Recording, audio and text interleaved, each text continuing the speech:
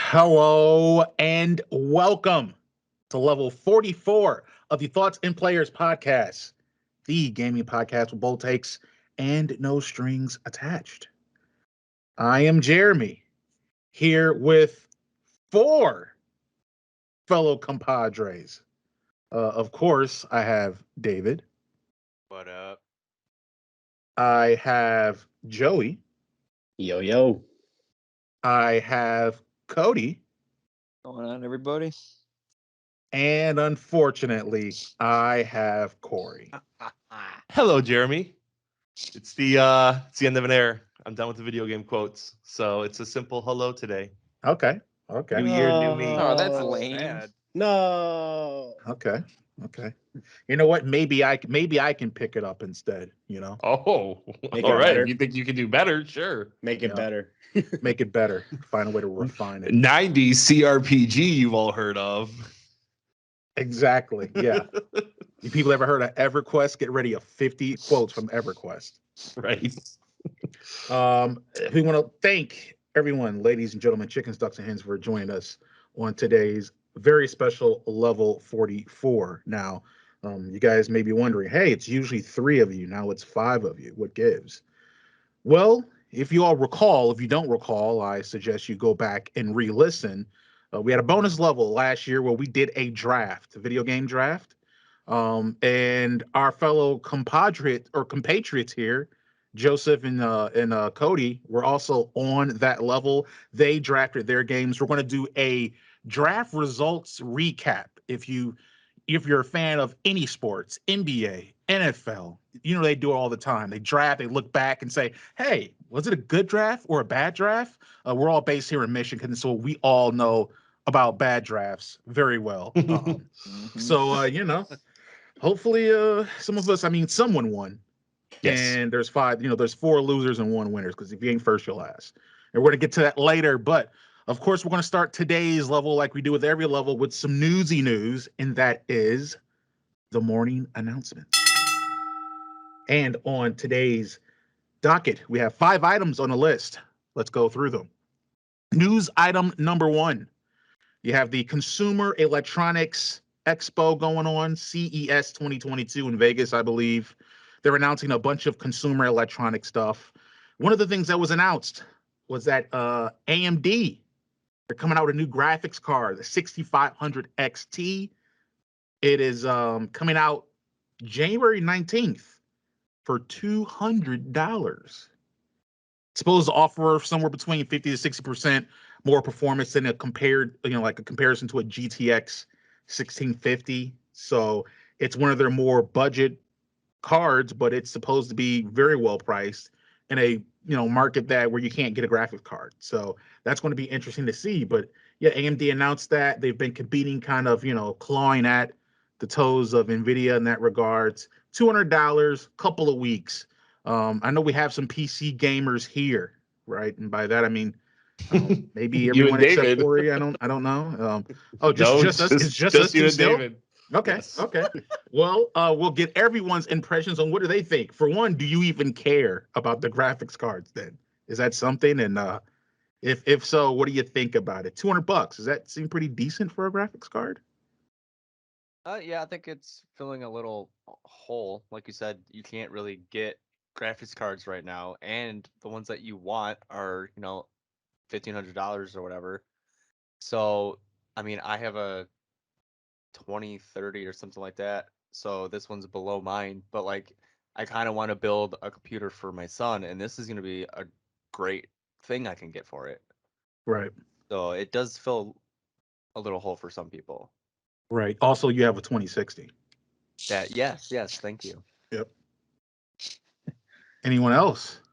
Yeah, everything David said was spot on. As Yeah. he knows.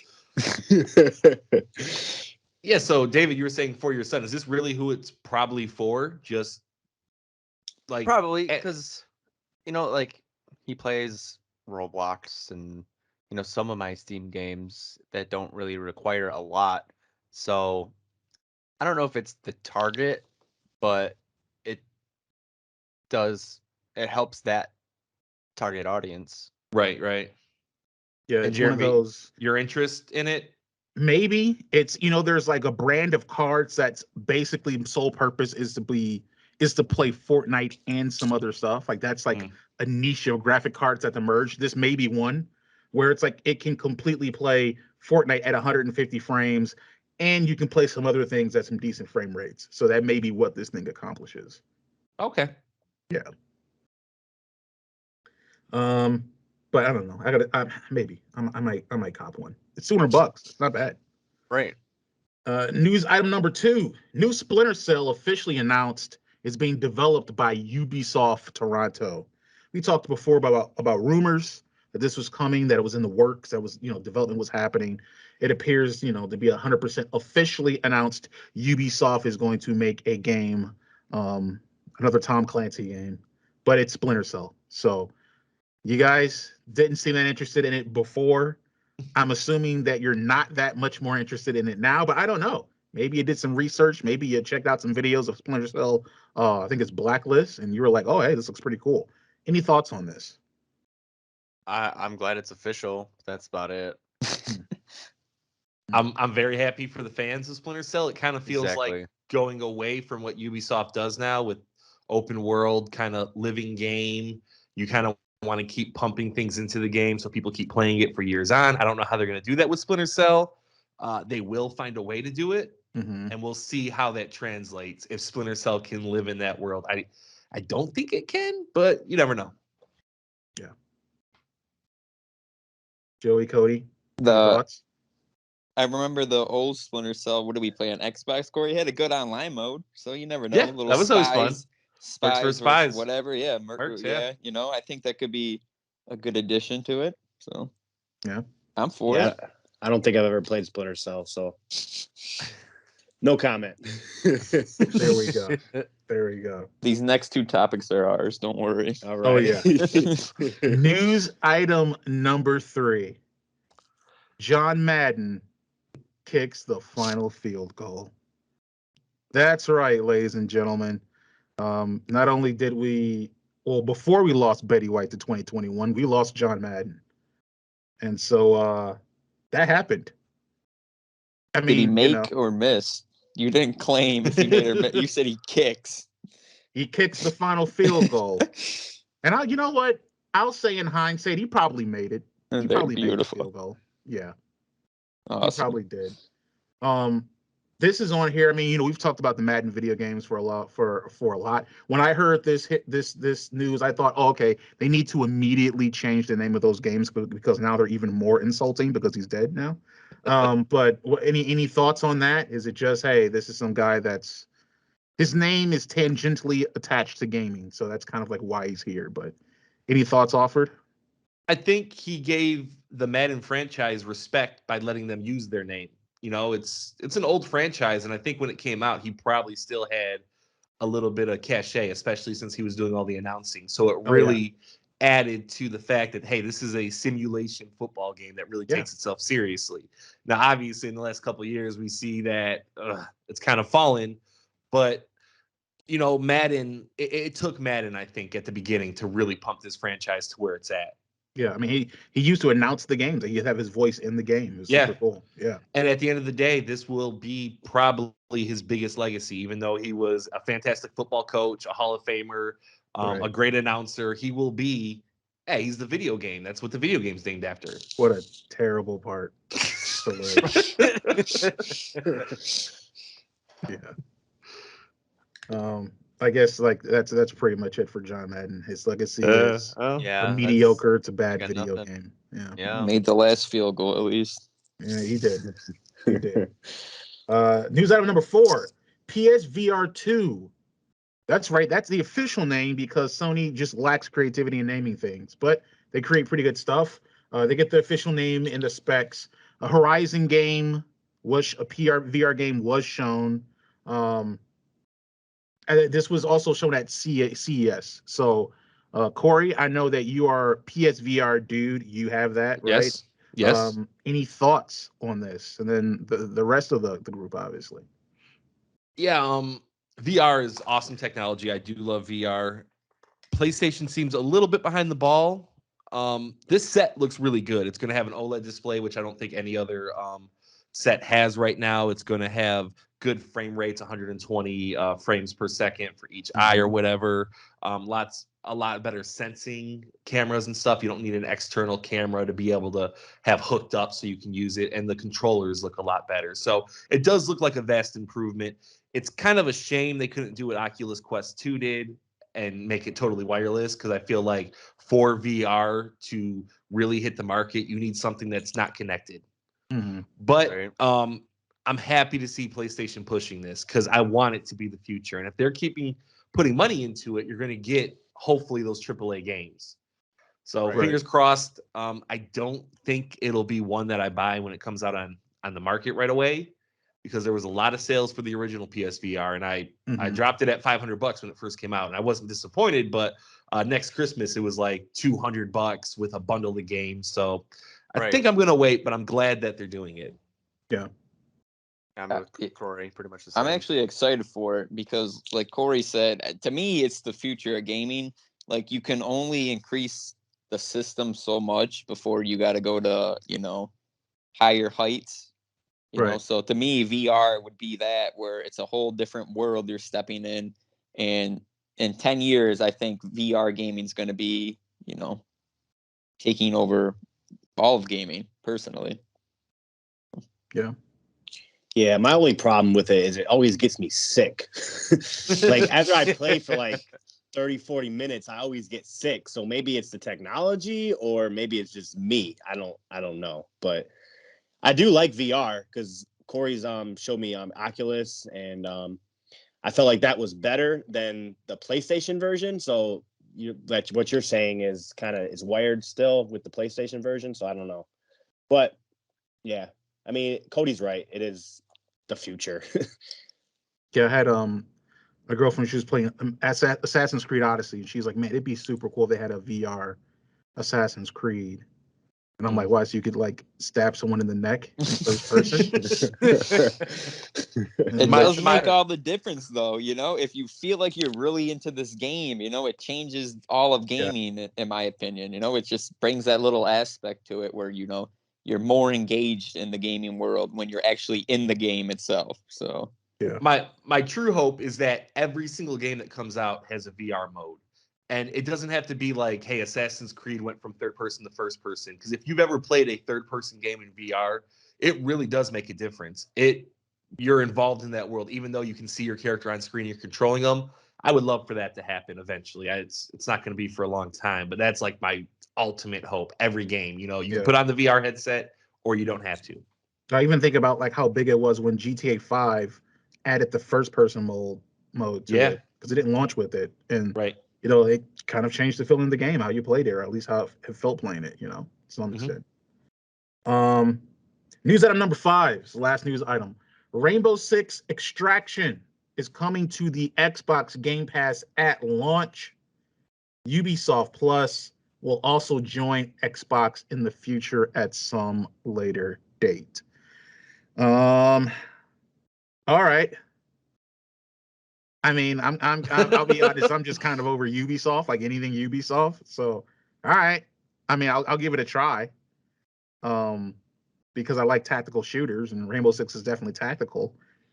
But I also feel like this game kind of lost a lot of wind in its sales. So, is this like a confidence thing for Ubisoft? Like, oh man, we are not going to get the numbers we want to get if we don't put this on Game Pass. So at least we can show we have like hundreds of thousands of people playing. Really bad if it is, because they already lowered it to $40. Oh, it is a $40 game? Yeah. Oh wow. I mean, at the end of the day, it's kind of like a Back 4 Blood, Left 4 Dead style game, right? Yes, with the supposedly the shooting Ubisoft intention of Rainbow Six. We'll see. Yeah. Yeah, it's cool. I mean, I'm sure we'll all play it. David, you kind of, I don't know if you're a big Rainbow Six fan, but you're definitely like I haven't played any. the Left 4 Dead type of guy, Back 4 Blood. So, maybe it has a little bit of everything for everyone. But yeah. If it's a bit more tactical, like flanking or different stuff like that, I can maybe get into it a bit more. But if it's just turning into another first person kind of zombie shooter, I don't know. Right. And anything on Ubisoft Plus? Any thoughts? No. Who No. cares? Like when I first heard the news, I thought it was going to be added into Game Pass, like EA Play. Mm-hmm. I was Right. like, oh, that's awesome. But no, it's just going to be another service you can Right. download. And like I said, when we got the Stadia, it was on there. It's $14.99 to play Ubisoft games. Yeah, it's no, thank you. The biggest ripoff in Yeah, gaming. same. I think Jeremy hates Ubisoft with a passion. It's- Jeremy hates everybody with a passion. They just have. I've never seen a company just outwardly refuse to innovate more on anything than Ubisoft. They're just terrible. And also, they're a terrible company, like culture wise too. Not even just their products. Anyway, Right. we are done with the morning announcements, which means we're moving on to the roundtable, where we have a singular topic of discussion that we discuss. And this roundtable, we are discussing the results and recap of the 2021 video game draft. Now, I'm going to hand it over to the commissioner of this draft, Cory, and he's gonna, I guess, tell us stuff. So, Cory, you take it. All right, I'm here. There was a man who had a dream Oh, that so we did the video game draft last year. So the simple concept was, hey, let's get 5 guys and we'll each pick 5 games that are upcoming for the year. And we're going to draft them like you would in a fantasy football type draft, where one person gets the lucky first pick and it goes down the line and it kind of snakes its way back. So the 5th person gets 2 picks in a row as it goes back towards the first person. We'll pick those 5 games, the ones that we feel most confident about. And at the end of the year, we'll combine all the meta scores and take an average of what those games were and see who won. It was a fun little thing. I definitely enjoyed drafting. I hope you guys all did. Yeah, it was fun. yeah. And it's the beginning of the next year. So all the games that could have came out did, and I have the scores. So I am just going to go over 5 through 1, maybe talk about someone's best pick, worst pick, stuff like that. It was very interesting. But in 5th place was Cody. Cody was the absolute worst out of all of us at drafting. His combined score was 76.6 Metacritic. Now, Code, you had 2 really good picks. Your first pick, Halo, had an 87, and your second round, Ratchet and Clank, had an 88. So those 2 right there were very, very good scores. You were definitely let down as you went further along. Yeah, it did. What? But yeah, your last 3, Far Cry 6 was a 74, the Medium was a 71, and then Hoods and Outlaws was the worst game that any of us had drafted with a 63. Can I explain what happened? So first off, I should say I guess that not. you'll get a chance. You'll get a chance. But I should mention that if a game did get delayed, it was a standard 75 for that game, which looking back might have been a little high because you were the only person to have all 5 of their games release, which I think is commendable. For it. You got a little punished for it, but you got more punished for picking horrible games. So go ahead, defend yourself real quick. Oh All right. I do think it is important all 5 of my games came out, though. Yes. Yeah, it was. Definitely. And listen, the Hoods and Outlaw was a terrible pick, all right? But I picked it with my heart. I just really wanted to play that game. So I didn't pick it, like this game's going to get an 85. Like I picked it because I wanted the game. Unlike, I think, most of our group here, not picking, with their heart. How was Far Cry 6 in the Medium? It was wonderful. No, you didn't play them. So The Medium's on my Xbox right now, all right? You know what it's like? It's like here, put it this way. All the players you drafted made the roster, right? Yeah. 2 of them were good, but they all made the roster. The Lions But roster. They made the roster, but Cory, how many of your games got delayed? 2? Well, we'll get to that. I guess my final little thought for you is Hoods and Outlaws. Was it really worthy of the 63, or do you think it got No, I wasted $40 on that game. That game was terrible. So the score was correct. Listen, we bought lower. it because we were hoping it was going to be like Hunt, you know? A But fun the game online was multiplayer absolute game. garbage.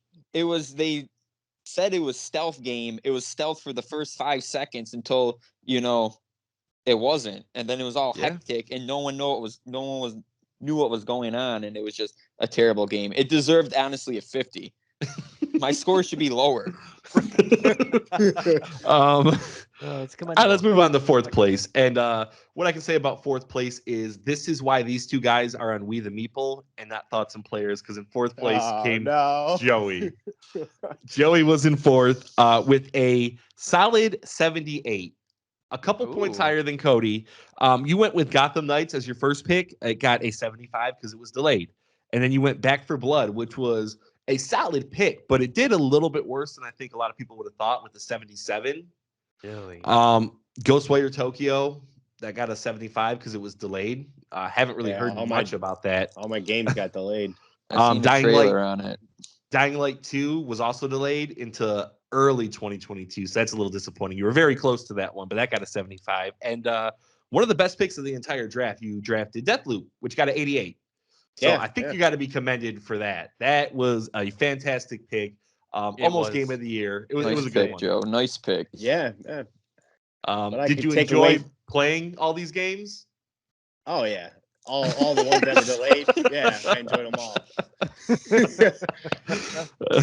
Now, may I bring up one more point, Cory? You failed to give the draft order. We got the bad end of the deal because me and him got pick 4 and 5, so it did hurt us. I don't care what you say, because when it looped all the way back around our third round, we didn't have many options. David and Jeremy, I had to hear about this guy complaining for like the last 3 days, like hours of complaints. So this is nothing. All right, so this is very interesting. So third and second were hotly contested here. The difference between third and second was 0.2. Whoa. 0.2. Whoa. So in third place was Jeremy Brown. God damn it.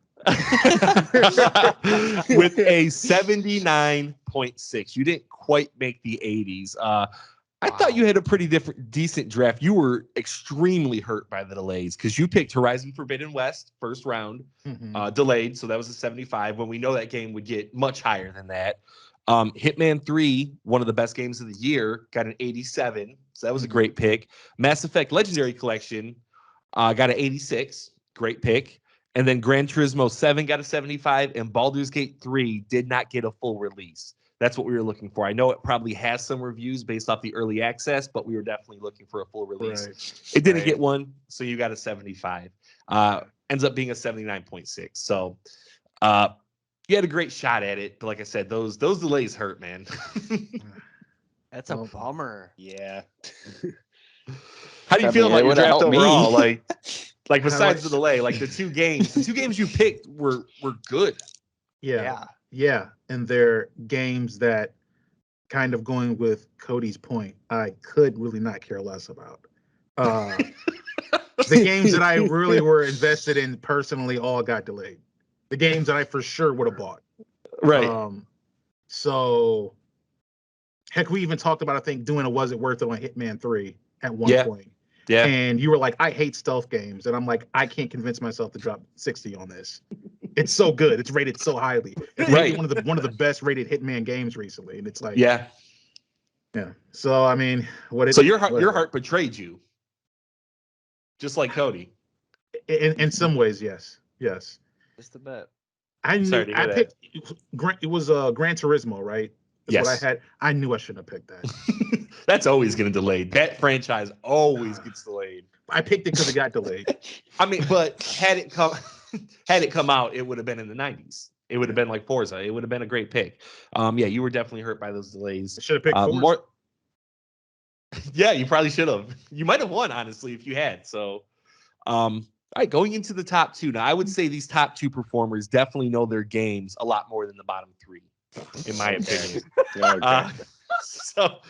Oh my God. Yeah. Okay. So do I just mention first, or do I go right to second? I do second, or do I just go first? You mentioned first, and then you go over second. All right. Okay. So in first place with an 81.4. So it was a couple points higher than the second and third person because, like I said, those two were 0.2 away. It was the greatest gamer I know, myself. Yeah. I can't say enough about how well I drafted.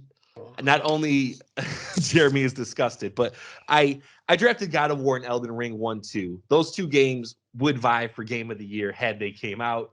I would have did even better, but they were both delayed. I took a lot of risk right there. They both got 75s for me, but I struck gold with my final 3 games. I went with the Underdog Returnal, which scored an 85. I went with Persona 5 Strikers, which got an 83. And then I went with Super Mario 3D World Bowser's Fury, which is it a cop out because it came out for the Wii? Yes, but they did add new content. So there was always a chance that it wasn't going to be as good. It got me an 89. So that was the highest game on the list for any of us. So not only did I win, I also picked the highest game. We're So all there's not happy enough. for you. There's not enough Almost- good things I can say about fraudulent myself. victories in anything ever. Look at us all. We're all down here at the bottom. This guy gets to top off a re-release. I mean, are Yeah, you that's kidding me? what Like, I what is said. going on? And I understand that I picked the Mass Effect trilogy collection. I understand that. Okay, but still. And then we go to second place, which you had a good draft, David. You got 79.8, which, like I said, is 0.2 better than Jeremy. You went with Resident Evil Village, first pick. We went with your heart. I don't think it did quite as good as you were hoping. Obviously, you loved the game, but it got an 84, which is better than mine, Jeremy, and Joey's first round because ours didn't come out. But Pokemon Snap was a really solid game with a 79. Your fifth pick was Monster Hunter Rise with an 88. So that was a fantastic pick. I knew it.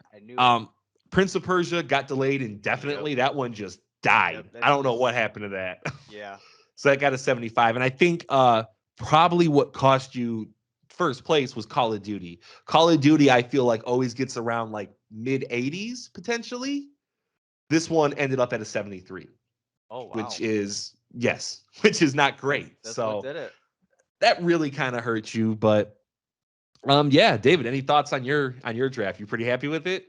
Oh, definitely. The Call of Duty part was a little unexpected, but I'll learn for this time not to pick it. Right. Like I said, it was a good draft. And I Right. guess what I did with the Metacritic is I took the most popular platform it was on. So something like Call of Duty had 100 reviews on PS5 and it might have had like 6 on PC, stuff like that. So I always took the most popular platform for it. That makes sense.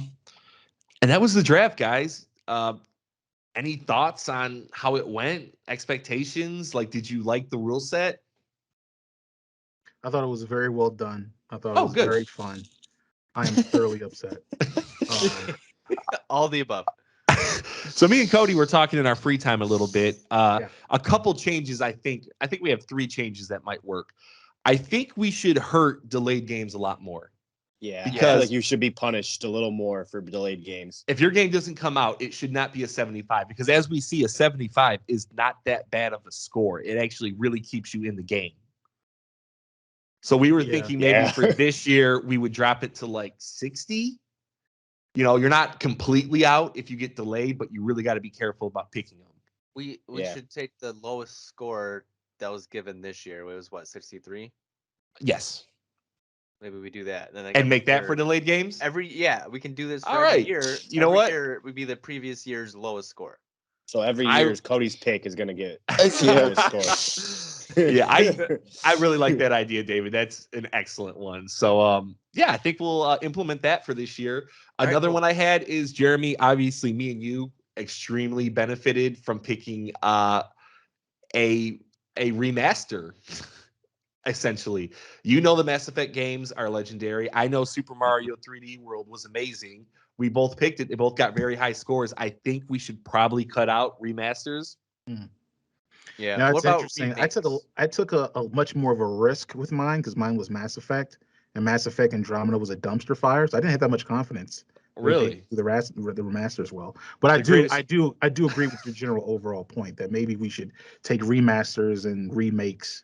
When remakes, maybe leave those, but Yeah, remasters. remakes for Right. sure. Remakes we keep, but I think remasters Okay. maybe something like games that haven't made all platforms yet, but say like the year Hollow Knight came out. It came out on PC and it got good reviews, but it had a release date for the Switch. Like you wouldn't be allowed to pick something like that. Gotcha. Yeah. And then the final thing, I think when we do the draft, which I think we might be doing in 2 weeks, Mm-hmm. Something like that. We go from 5th place gets the first pick, 4th gets 2nd, 3rd gets 3rd, 4th gets 2nd gets 4th, and I would get last pick. And that's how we determine the draft order, kind of like they do it in sports teams. Gotcha. So, like that. Cody, Good. you're coming out with the first pick. Joey Yes. 2nd. Jeremy, you get 3rd. David 4th, and me 5th. Not too bad. Got it. And like I've said, I think 2022 is one of the most fantastic years for gaming. This is gonna be a hard draft. This is going to be a tough draft. I think there are 4 legendary games at the top that should all come out. 4, because this guy's got 5th. There's not. He's already making excuses. This is the year you take a quarterback.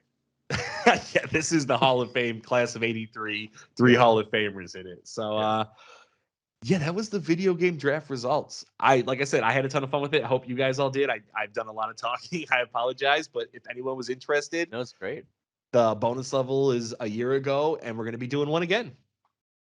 Yeah. We are. I want to Well- recheck those scores. You know what? Yes. Everyone should do Fact their own check. maths in the research to make sure everything lines up. I mean, I did Um, mine. I still suck, but recheck it. Yeah, it was very, very good. Great job, Cory, as commish. Thank you. of the draft. Thank you. Looking forward to video game draft 2022. Yes, Make that's sure you right. guys stick around to hear that. That's going to be a doozy, like I said, tons of games. Mm-hmm. We are going to move on from the roundtable to the quickfire, where we highlight 1, 2, sometimes 3 games we want to play, or we have been playing. For quickfire, I'll offer a quickfire first. Go ahead and knock that out. I have been playing Halo Infinite. I actually beat it. I very much loved and enjoyed it. That's why it was my game of the year. So play that. I've fired up the virtual machine on my 2DS XL, and I've been playing some Pokemon Red. I've been playing that. The original, not even Yeah. Pokemon Fire Red. Not Fire Red. No, Pokemon Red. I don't think Fire Red's on the virtual machine on there. I don't think. Okay. So yeah, I've been playing some Pokemon Red. I mentioned in our message logs the other day that I caught a Pikachu. I never did that in all my plays of Pokemon Red before.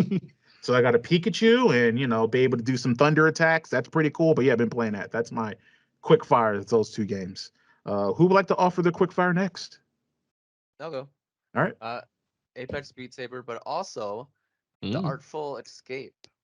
Yes. Yeah, it's pretty good so far. Okay. It's That's definitely a different. platformer, right? Yeah, it's a 2D platformer. Mm-hmm. Just a bunch of walking and jumping. Mm-hmm. But And riffing on guitar. It's very interesting.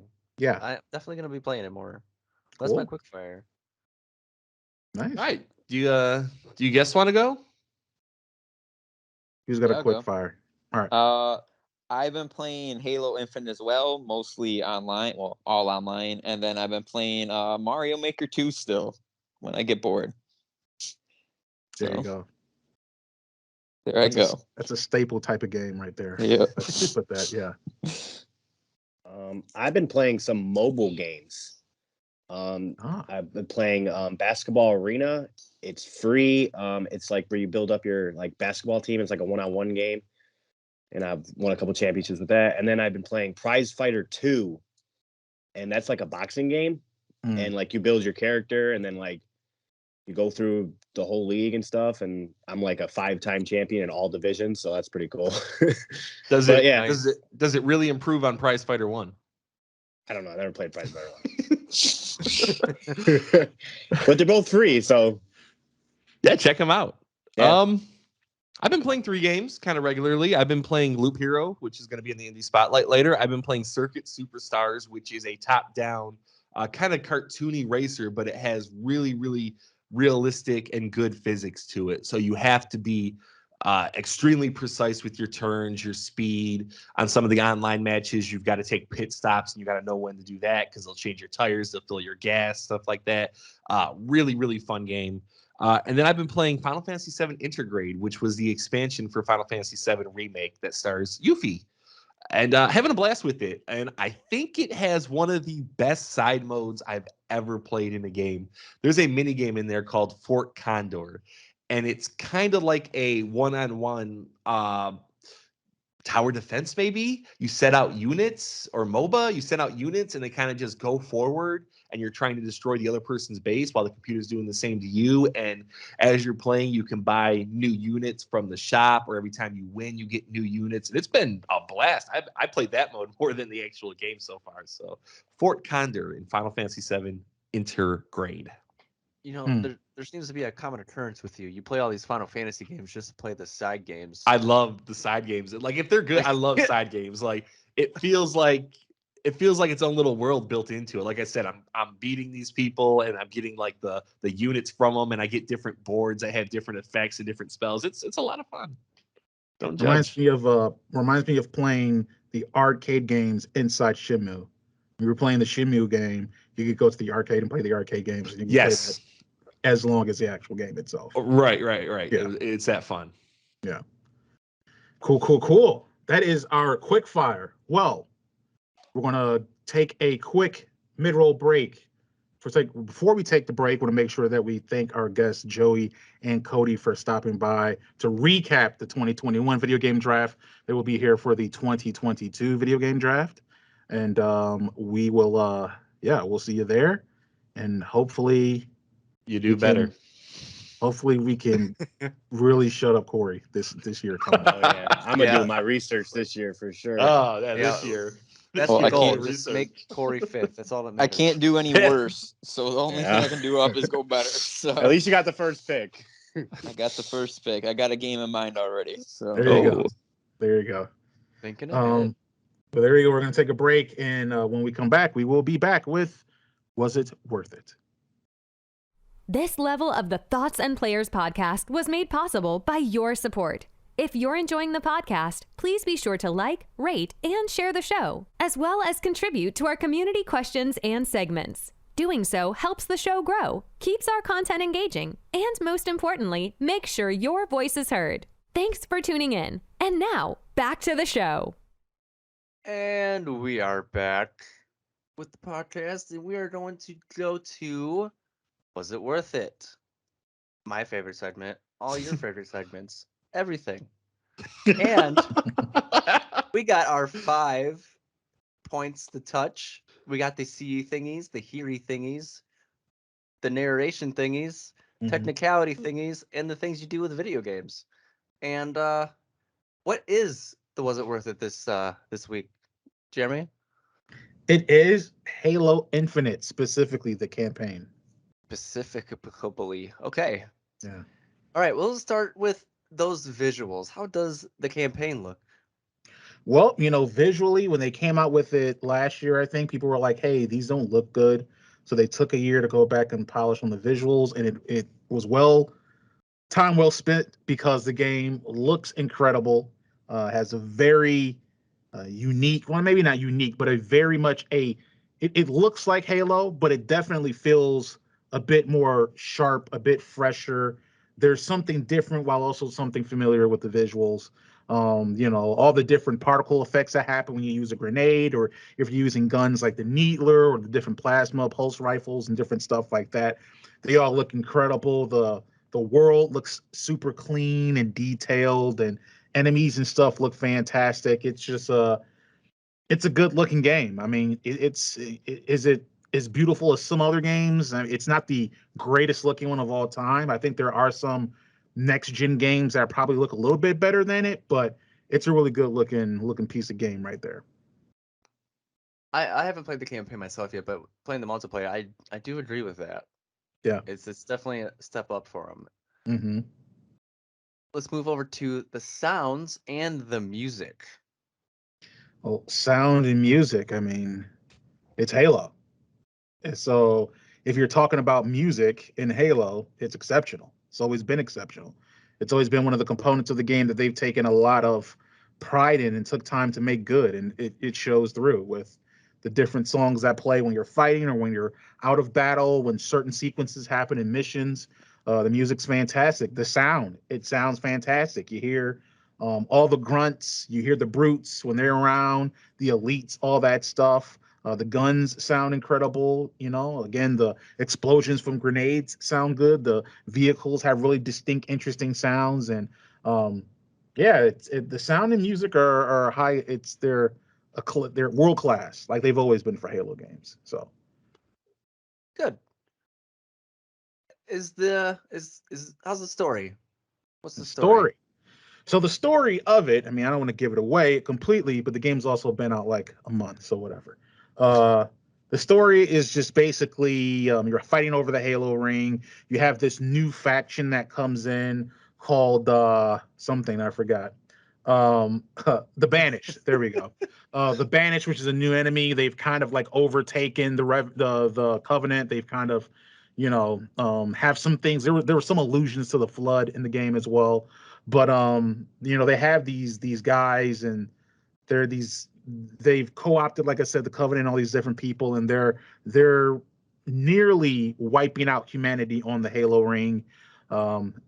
Master Chief gets bloated up or exploded, and he's floating through space, and he eventually, gets found by this rogue pilot and all that different type of stuff. And the story is you going along with your new, not Cortana, but your new robot voice lady, and you're going around trying to find exactly what's happening, what went wrong, who has what, and fight the Banish and keep them from wiping out humanity on the Halo ring and giving the UNSC a chance to, prevail. So that's pretty much the story. There's a lot of examining the toll of war, what war is, like how does that wear on a soldier, right? That's the Master Chief's kind of viewpoint of it. For the Cortana thing, it's AI, and it's also a story of redemption there, and understanding that character. So the story definitely has some merit and some weight to it. And I think if you're someone that's into the Halo lore, it's a satisfying story. That's good, because I Yeah. know Halo 2 and 3 are really recognized as great games. You don't really hear too much about 4 and 5. So you think they really brought it back with this one? I definitely think they tell the story in a much more interesting way. But again, I mean, 4 and 5, it spurs off that narrative, right? Especially with 5. But it's just told much better. So Good. Yeah. What playing the game? Is there any technical difficulties or anything that you've noticed? I didn't have any technical difficulties. I played it on the Xbox Series X. I didn't have any technical difficulties. The only thing that I made sure to do, which is what I read in an article, I don't know from where, is that for some reason they're having an issue. Get this, is they're having an issue with quick resume. So an Xbox game is having an issue with a Prime Xbox feature. I don't know why, but it is. So I made sure that whenever I got done playing the game, that I, closed the game, and I didn't have any issues. But yeah, no technical problems at all. Good. And that's nice to know to look out for. The gameplay. How is it? Well, the gameplay, I'm going to use a new word here, is sublime. That's right. The shooting feels incredible. The grapple hook, the new levels of verticality that are introduced, not only in levels, but in the world, because unlike previous Halo games, linear mission to mission, that is still the case in regards to narratively how it's structured, but it's in an open world environment. So, you have to travel to different locations, and it's not as tedious to get from place to place as it is in some other open world games. You can get there fairly simply, but the traversal aspects of it are interesting. Traveling around, finding these little groups of enemies that you may have to fight that have like created a roadblock or something that you want to mess up, and these other little outlining outposts and bases that you can run into, right? Driving around and having to see enemies in the distance flying around in banshees, and then, like I said before, going Rico Rodriguez and grapple shotting onto one and commandeering it mid-flight so I can fly to the mission faster. Like, all that stuff is really interesting new elements that they brought to the game. And that's on top of, again, just absolute world-class FPS shooting feel and controls. The new guns from the enemy are awesome. They have a bunch of different ones. The electric shock rifle is one. They have like this revolver. There's like this 5 or 6 shot revolver. I forgot if it's called a Mauler or something like that. I forgot, but I love using that. It was just like using a revolver. You could just headshot enemies left and right. So a lot of the different new weapons were absolutely incredible. The vehicles were cool. They incorporated this kind of bounty system where there's about 15 enemies, generals, lieutenants, whatever, among the bandits that you can actually go and you can do assassination missions on. It's something to do in the open world while you're out there. You eliminate all of them, you get an achievement for it. The gameplay, they just made, you can just constantly stuff to do inside of a nice, compact, tight 12, 13-hour campaign. And then obviously it gets enjoyfully, like you enjoy it, but when you play it on harder levels and harder difficulties, it ramps up tremendously. You have to be even more resourceful. They introduced a bunch of different things you can do besides the grapple shot. So you can do drop down shields. That's one power up you can do. You can have thrusters where you can more easily dodge enemies, and threat detectors. So that way you can actually have a sonar radar that can actually show you where elites are when they use their camouflage and stuff on you.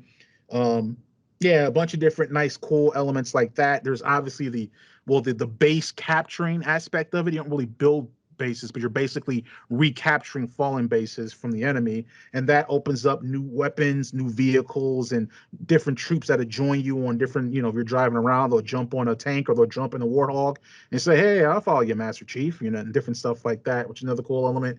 Gameplay is great, so it's super fun. It's just a fun game. Wow, that is very detailed. Now is the hard part. Is it worth it? I'll tell you what.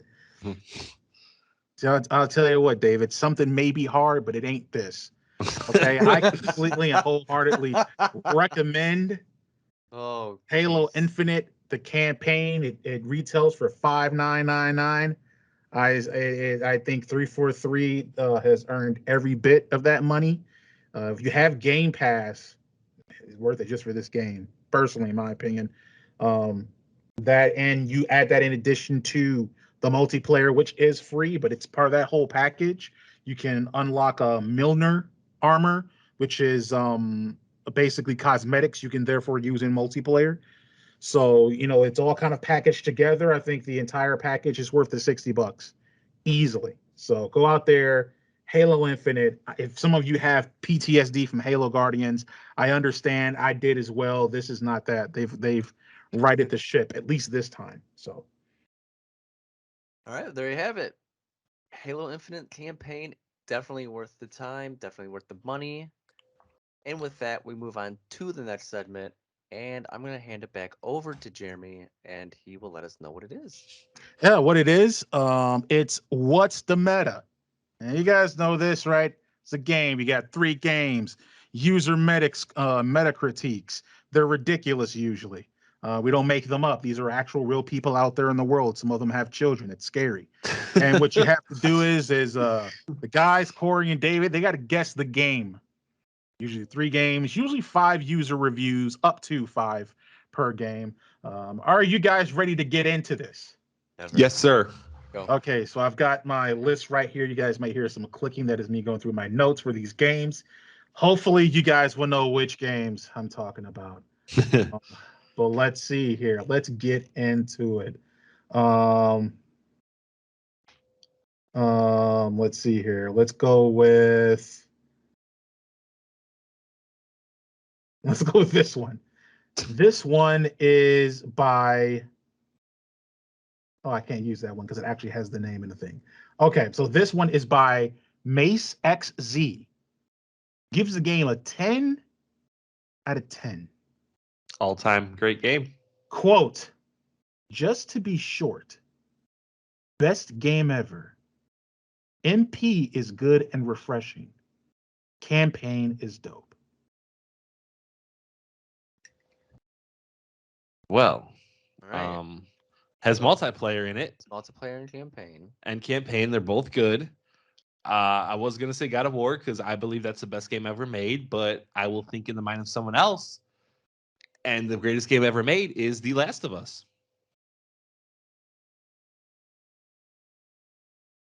That's incorrect. I kind of want to say Halo Infinite. That is correct. What? Yeah. What a great guess. Holy crap. Oh my god.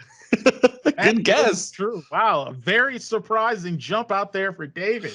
Well, this makes things difficult. It does. Does it not? Well, All right. Next I had a game. feeling he just jumped it, you know? yeah, no, that's fair. Next game. First review is from Stranger Danger 1. Yes. Gave this game Like a movie. 1 out of 10. Mhm. Quote, broken, badly Yes. optimized, and overpriced. Do not get this game on PS4. Spawning without being able to see weapons means losing immediately. Matchmaking is fast, but unoptimized. Controls often fail. Other players often team kill. Do not get this game on PS4. So where else would you get it? Is it a multi-platform game? Let's go with Rainbow Six Siege. Good guess. That's incorrect. That is incorrect. You don't have to keep me on the line. Just tell me.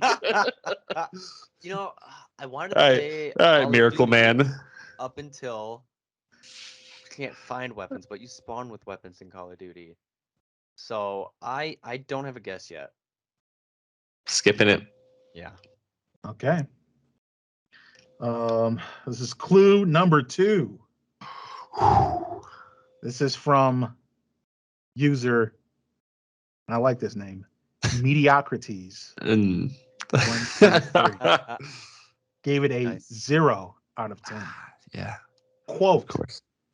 great game, but awful and frustrating party system. It's been 2 months and still can't join with friends. Any publisher that releases garbage like this needs to offer refunds. Now, he mentions it's been 2 months. This review was wrote in July of last year.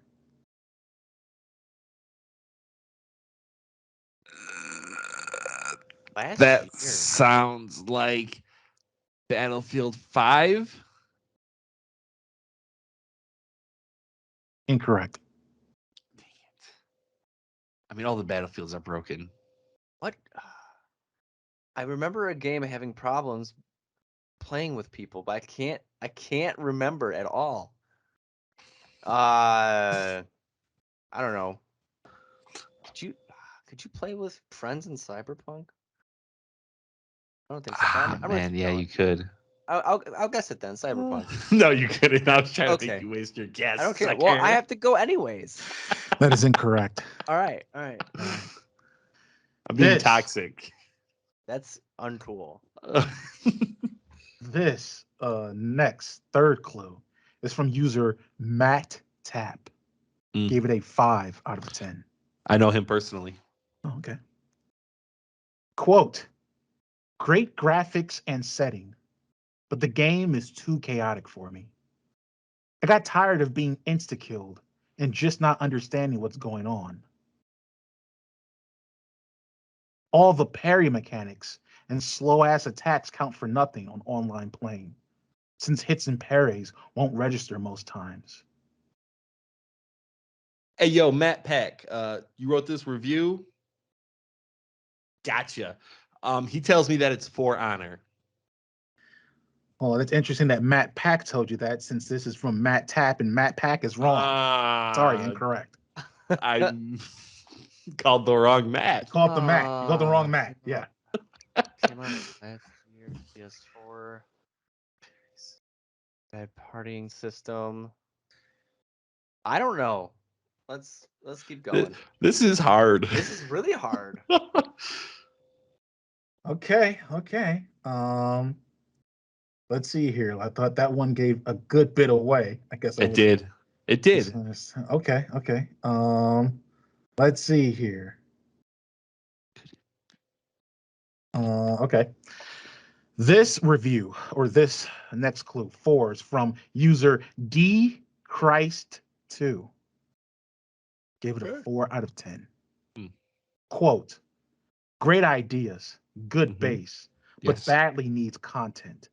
Not nearly enough content for a full release. But the biggest issue is the lack of support from Torn Banner.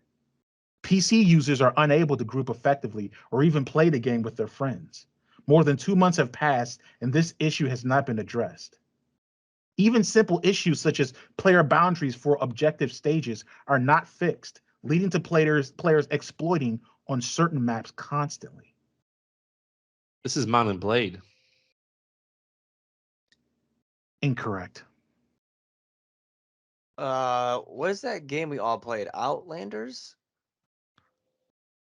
Yes. Outlanders? Outlanders. Incorrect. Dang it. It was Outriders. Sorry, I was being toxic again. We all knew what you meant. I knew what you meant when you said it. Okay, He would have gave it. thanks. He would have gave it to you. You're so Torn. mean. I'm being toxic. I have Torn Banner. Go away. Mount and Blade 2. Banner All Lord. right. Torn Banner. This is the Shoot. final review from the Phoenician. Yes. Gave it an 8 out of 10. Of course. They write, Torn. quote, Turn around. Torn Banner. game is pretty great medieval fighting game. Better than the alternatives, such as Martha. It has a great complexity level. Simple enough for people to easily get into, but complex enough to reward those who go hardcore. Great graphics, beautiful maps, good customization options, and plenty of weapons to pick from that all feel viable to a degree. I hope to see continued support and additional maps added.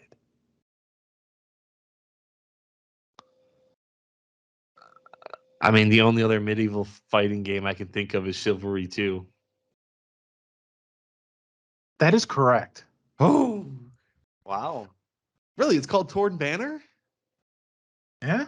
The developer, I guess. Oh, okay. I thought that was like the subtitle for the game or something. Wow. Wait, you didn't get that? I I knew what? he was talking about. I did He was not. he was too busy trying to think of ways to sabotage you, David. So he wasn't. Yeah. able to See, think this of is what happens when you're toxic. exactly. Yeah, you Well, get the point. We have one. Oh, okay. We have one final game, and not a lot of user scores for it. So I mean, you gotta. All right, so let's see here. Jeremy went with a game of his own, and then he went with a game that I played. So I'm expecting a David game here. Okay. I think I've got a backup game just in case this one doesn't go well. Okay. All right. This review comes from user POWL, also maybe called Powell. Gave it 10 out of 10. Does everything so? They write, quote, awesome game, good graphics, nice style, and fun fighting scenes. What do you want more? This is Persona 5. Incorrect. Graphics, fighting scenes. Let's go with next clue. Okay. I was like, next clue. I've never heard of that. This user's named Captain A7 Pro SX. Gave it an 8 out of 10. They write, quote, this is a great port of the PS4 game from 2019. The textures are much improved. The 60 FPS feature is exquisite and really fun gameplay. Highly recommend this. Ghost of Tsushima? Oh no. Incorrect. Is this Final Fantasy VII remake? Incorrect. Clue number 3. Both good guesses. Yeah. Clue number 3. Ooh, I know it. Okay. I don't, but go on. This is from user DeBest23. Yes. Gave it a 9 out of 10. Outstanding. detective aspect isn't that great, but everything else is just amazing, and the game is only $40. Detective aspect. Detective aspect. Yeah, that should give it away, but it didn't. Detective aspect. Detective aspect. What? I mean, that sounds like Batman with the detective mode, but there ain't no Batman on PS5. That was PS4 ported to PS5. What game would have detective mode? Judgment? That is correct. Oh, What? nice. Oh my God. Nice. I mean, That is correct. I was always told to be humble when you win, but I'm winning so much. You It's were hard. you were It's so tough, so guys. humble. It 30 is minutes so ago. tough to So, not have an ego. that's I hope your what's child the doesn't meta? sleep tonight. What's the meta? Cory No. comes out as You the see the victor on that bags under one. my eyes? Sergeant. After a very great jump out start from David. I mean, It was good. That was fun. Yeah, I was it competitive. declined fast. you were getting there. But yeah, that is it for what's the meta, which means we're going to move on to Indie Spotlight, where we spotlight an independent game. We love indie games, and we want to make sure we show them some love. Cory, you are taking this Indie Spotlight with an indie game called Loophero. Loophero, that is Yeah. correct. Now, I was very passionate about this. This game came out earlier in the year or last year on PC, and it was hyped up. But I don't really play PC, so it finally had a release on the Switch at the end of December. So I picked it up. This game is made by a Russian studio called Four Quarters. Never heard of them before. It might be their first game. I'm not sure. But when we did our game of the year, I talked about Pokemon Unite and how that was a unique experience for me because I'd never played a MOBA. And when you're in games, you want those unique experiences because we've all played them for so long that it's hard to get that. And I believe Loophero is definitely a game I've never played before. It's described as an endless RPG. So what happens is this game has a warrior type and it sets you on a square map. Everything's kind of 8-bit style, tile based, and your character just runs around this map. And that's the game. You do not control this character. Along will pop up monsters and they will fight them and they will automatically fight. He'll attack the monster will attack back, and you watch as this goes on. When you kill the monster might drop weapons, armor, rings. He might drop resources that you can take back to your camp, or he might drop other tiles. And that's where the key to this game is. You start off with the square map, and as you kill enemies, you get more tiles. Some of these tiles help you. They can be they give you resources like mountains, or they give you health every time you pass your camp because it goes in a circle, or they can be enemy tiles. And why would you want enemy tiles? Why would you want to make it harder? Because when you put these tiles on here and you play, say, a vampire house, when you kill that guy, you get way more resources for him. You get magic items. And that is the entire loop, pun intended, of this game. You're going around in a circle. They're automatically fighting for you. And you collect these things and you get swords and you put it on your guy and you just follow this character going around and around and around, and you're trying to make him stronger. You're trying to fill up the tiles more. You're trying to go around as many times as you can, because once you reach the starting mark again, you can back out to your camp and you'll collect every resource that you had with you. If you're not going to make it to your starting tile again, you can back out at any point and you'll take 60% of your resources. It's random. And if you die, you take 30%. So it's a very much a risk reward of how far you think I can push it, because you're getting all these stat boosters and you can see exactly how much damage you can do. And you can see if you do vampirism, where you get back health every so often, or if you have counter, or you have deflects and stuff like that. So it's really, you're watching and you're trying to strategize on the go. Hey, how far do I want to push it? And it's a roguelike. So when you do die or go back to your camp, every time you start a new run, your guy's going to start completely basic until you start building up your camp a little bit. You build up your camp from these resources, and eventually you unlock a blacksmith, you unlock a cook. And these guys will have new tiles that you can kind of deck build and bring into your next run. So say I didn't like the graveyard tile. It spawned skeletons that don't really do much for me. Well, now I can do something with the blacksmith tile I got, and now I have a better chance of dropping weapons. And eventually you can get different classes like a necromancer, which can spawn skeletons for you to fight with you, or you can have unlocks where you do start off with a little bit of like common gear.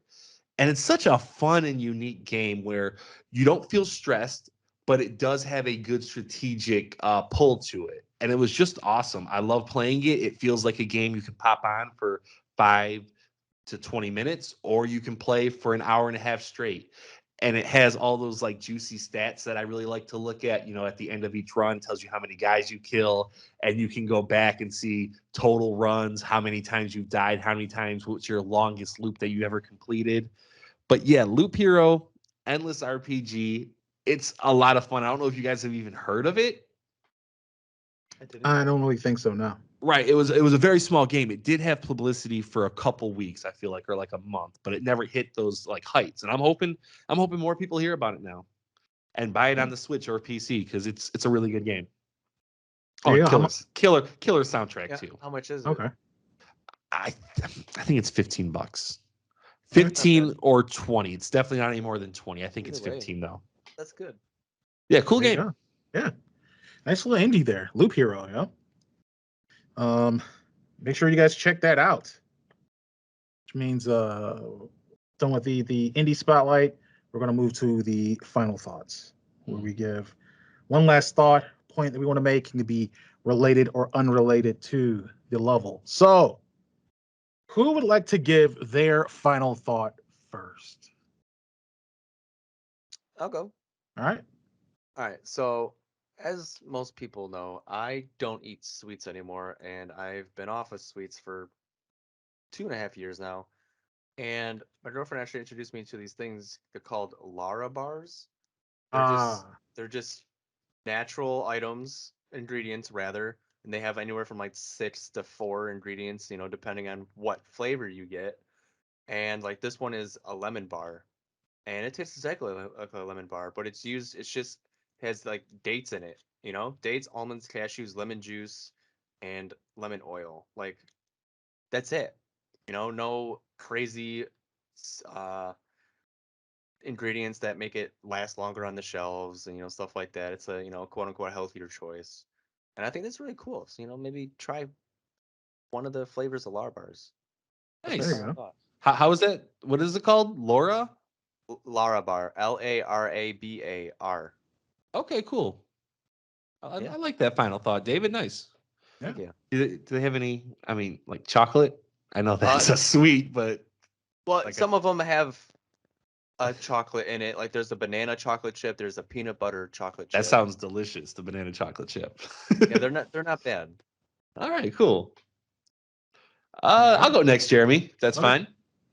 All right. So growing up, I was never a Lego guy. I recently got a couple big Lego sets, and I think they are fantastic. I am so in love with building these. It feels like small victories every time you follow the instructions and you get to the next page or the next bag that you have to complete. So if you were like me and never grew up on Legos, maybe buy yourself just like a set from an IP that you really enjoy.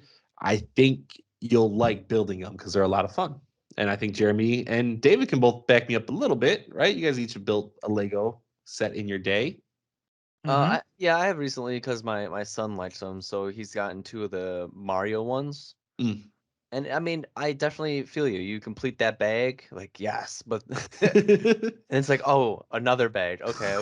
You complete that bag, you're like, yes. So I definitely feel you on that. I get it's cool, but I also get some anxiety doing them. So it's the good kind of anxiety. I don't know.